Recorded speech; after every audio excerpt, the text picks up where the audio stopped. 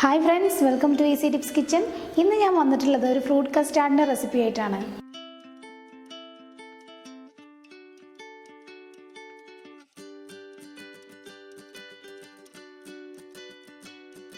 ഇതിൽ custard powder use ചെയ്യുമ്പോൾ നമ്മൾ അതിൽ വാനില ഫ്ലേവർ ഉള്ളത് ചേർക്കുകയാണെന്നുണ്ടെങ്കിൽ കുറച്ചുകൂടെ നല്ല ടേസ്റ്റ് ആയിരിക്കും. ഈ ഒരു റെസിപ്പി വളരെ എളുപ്പത്തിൽ തന്നെ നമുക്ക് തയ്യാറാക്കി എടുക്കാൻ പറ്റും. നല്ല ടേസ്റ്റിയാണ്.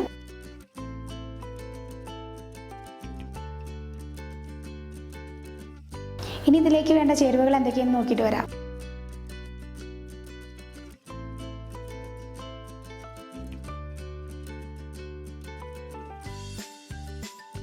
ഇനി നമുക്കിത് തയ്യാറാക്കാൻ തുടങ്ങാം. ഇത് ഉണ്ടാക്കാൻ വേണ്ടി 1/2 ലിറ്റർ പാലാണ് ഞാൻ എടുത്തിട്ടുള്ളത്.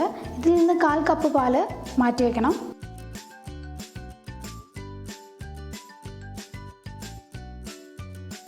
ഇനി എടുത്ത് മാറ്റി വെച്ചിരുന്ന പാല് 2 ടേബിൾ സ്പൂൺ കസ്റ്റാർഡ് പൗഡർ ഞാൻ എടുത്തിട്ടുണ്ട്. അതിലേക്ക് മിക്സ് ആക്കണം.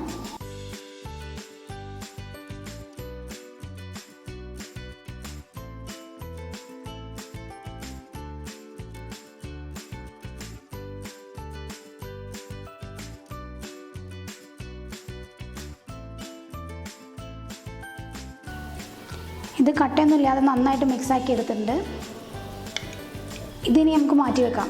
ഇനി നമുക്ക് ഈ പാലൊന്ന് തിളപ്പിച്ചെടുക്കണം.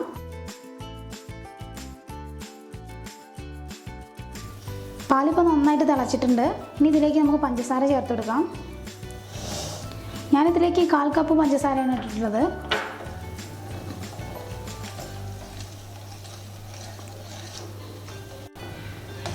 പഞ്ചസാര ഓരോരുത്തരുടെയും ഇഷ്ടത്തിനനുസരിച്ച് ചേർക്കാം.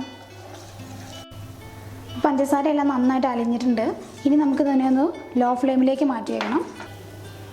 ഇനി നമുക്കിതിലേക്ക് കസ്റ്റാർഡ് പൗഡറിൻ്റെ മിക്സ് ചേർത്ത് കൊടുക്കാം.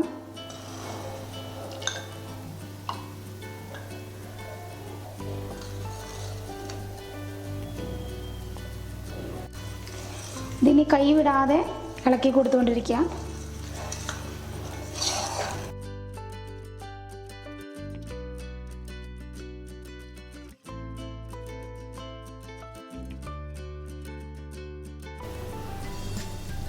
ഇതൊന്ന് തിളച്ചിട്ട് കുറുകി വന്നിട്ടുണ്ട്.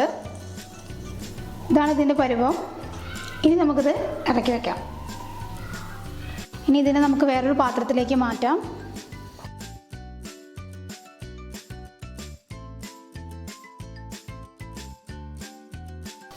നമ്മളിത് വേറൊരു പാത്രത്തിലേക്ക് മാറ്റി വയ്ക്കുന്നത് എന്തിനാണെന്ന് വെച്ചാൽ ആ ഒരു പാത്രത്തിൽ തന്നെ നിന്ന് കഴിഞ്ഞാൽ ആ പാത്രത്തിൻ്റെ ചൂട് കൊണ്ട് നന്നായിട്ട് കുക്കായി പോവും. അപ്പോൾ കസ്റ്റാർഡ് പൗഡറിൻ്റെ ടേസ്റ്റ് മാറിപ്പോവും. ഇതൊന്ന് റൂം ടെമ്പറേച്ചറിലായ ശേഷം നമുക്ക് ഫ്രിഡ്ജിലേക്ക് കയറ്റി വയ്ക്കാം. ഇനി നമുക്ക് 2 മണിക്കൂറോളം ഫ്രിഡ്ജിൽ വെച്ച് തണുപ്പിക്കാം. ഇപ്പോൾ 2 മണിക്കൂറിന് ശേഷം ഞാൻ ഫ്രിഡ്ജിൽ നിന്ന് എടുത്തിട്ടുണ്ട്. നന്നായിട്ട് മിക്സ് ചെയ്ത് കൊടുക്കാം.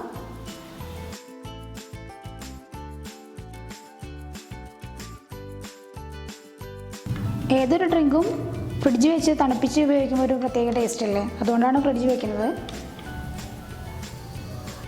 ഇനി ഇതിലേക്ക് വേണ്ടി കുറച്ച് ഫ്രൂട്ട്സ് ഞാൻ എടുത്തിട്ടുണ്ട്. നിങ്ങൾക്ക് കിട്ടുന്ന ഏത് ഫ്രൂട്ട്സ് വേണമെങ്കിലും എടുക്കാം. ഞാനിവിടെ എടുത്തിട്ടുള്ളത് കുറച്ച് ആപ്പിൾ കട്ട് ചെയ്ത് വെച്ചിട്ടുണ്ട്. അതുപോലെ തന്നെ നേന്ത്രപ്പഴം, ഉറുമാമ്പഴം, 2 തരം മുന്തിരി എടുത്തിട്ടുണ്ട്. അത് ജസ്റ്റ് ഒന്ന് കട്ട് ചെയ്ത് വെച്ചിട്ടുണ്ട്. ഞാനിത് ആദ്യമേ കട്ട് ചെയ്തിട്ട് ഫ്രിഡ്ജിൽ വെച്ചിട്ടുണ്ടായിരുന്നു. അപ്പോൾ ഇത് നല്ല തണുപ്പുണ്ട്.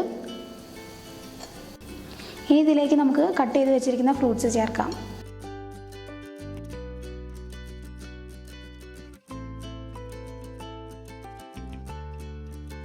ഇതൊന്ന് നന്നായിട്ട് മിക്സ് ചെയ്ത് കൊടുക്കാം.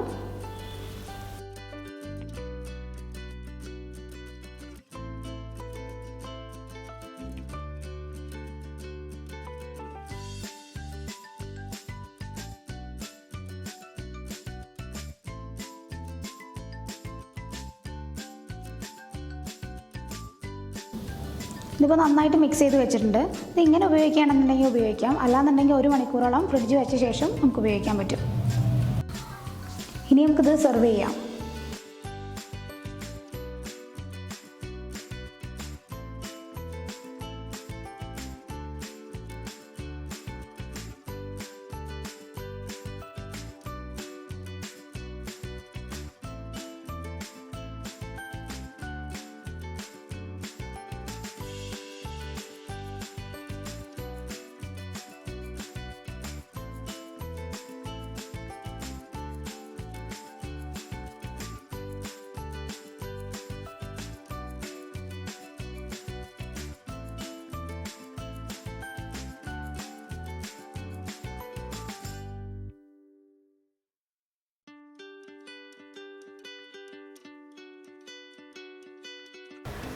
അപ്പോൾ ഈ ഫ്രൂട്ട് കസ്റ്റാർഡിൻ്റെ റെസിപ്പി എല്ലാവർക്കും ഇഷ്ടമായെന്ന് വിചാരിക്കുന്നു.